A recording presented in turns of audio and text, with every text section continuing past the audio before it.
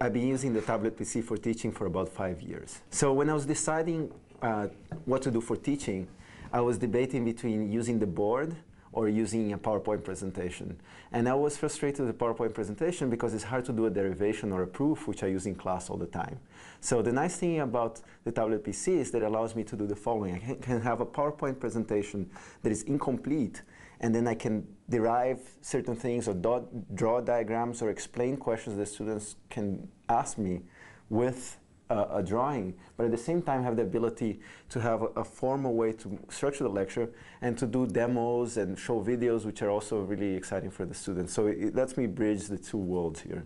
So when I get evaluations from the students every year, this is one thing that gets mentioned over and over again. They really like the tablet PC because what I can do is I can give them the PowerPoint presentations that are incomplete before class, and many of them print it, and then they can follow the class by drawing diagrams and making notes on it as I make my own notes and I draw my own diagrams, explanations, and proofs. So it keeps the students engaged much more than a PowerPoint presentation would, maybe even more than the board as well, because some things which are very simple, like a little explanation, you don't have to explicitly do in the board, so you can go through certain things quickly and more slowly over others. So it keeps the students more engaged, I think, than other methods that I've tried before. Two ways that I use the notes. So as I said, before class, I give out my unannotated, not annotated set of slides, which they can print out and make their own notes during class. And after class, I post the annotations.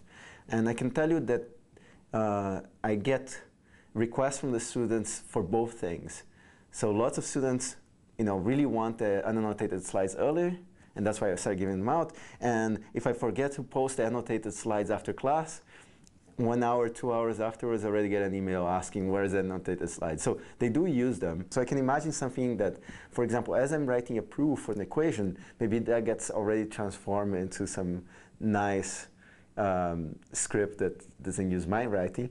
But you can imagine a multi-touch version of this, where I start some equation, I can move it to the side, and I can reorganize the layout of the slide as I'm doing things. So the handwritings become objects that can be interacted with. That would be really cool.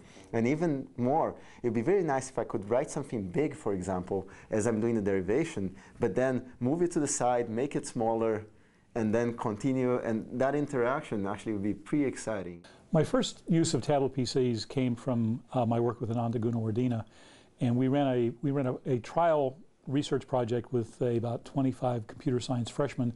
That was 5 years ago. We loaned each student a computer for the semester, and I used one in class, and we wanted to see how they reacted. We also wanted to understand how to develop and design future research in the classroom with the machine.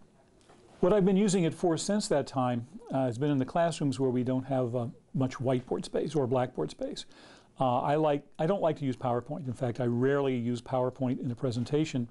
I like to try to include the students in what we're talking about and follow their ideas. The idea of being able to write on the tablet, the idea of being able to take a piece of code and move it to a point where I can write on it and annotate it is very useful. Then I can save those out as PDF files, and I put them on the web, on the course webpage at the end of the day, so the students can have access to that information. As a benefit from an educational point of view, the tablet PC offers just another tool students can use in their learning. It allows the students to mark up things for me to look at, and it allows me to actually, for example, correcting, I can take a piece of code they've written, annotate it, and mail it back to them rather than having to mail back an entire program.